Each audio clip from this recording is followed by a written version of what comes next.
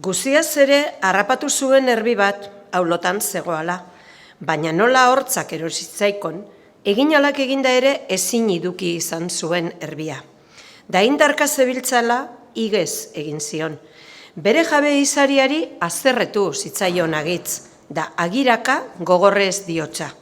Txakur zarra, zertako zaitxun nik nire etxean, ogia alperrik jateko baizik, etzera ezertarako gauza. Esaten da, erantzun ziola ederki txakur gaixoak. Jauna, urte askoak sartu naute, eta dakusan bezala etzait hortzik ere gelditu. Noizbait nire urte loratuetan behar egin nion, nire bidez hil zituen erbi asko.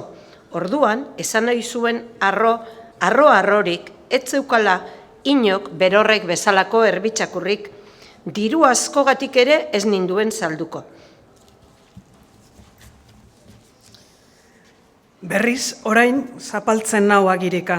Ematen didan ogia da, damuz eta borondate gaiztoaz. Postuko litzateke hili banengo.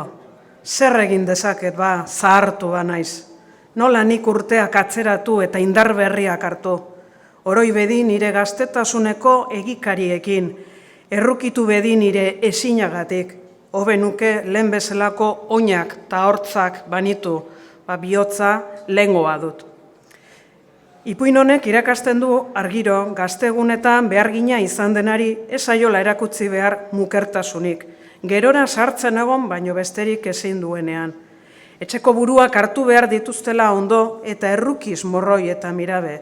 Sartu artean beharginak izan direnak ez bota kanpora aterikate ogia bilatzera.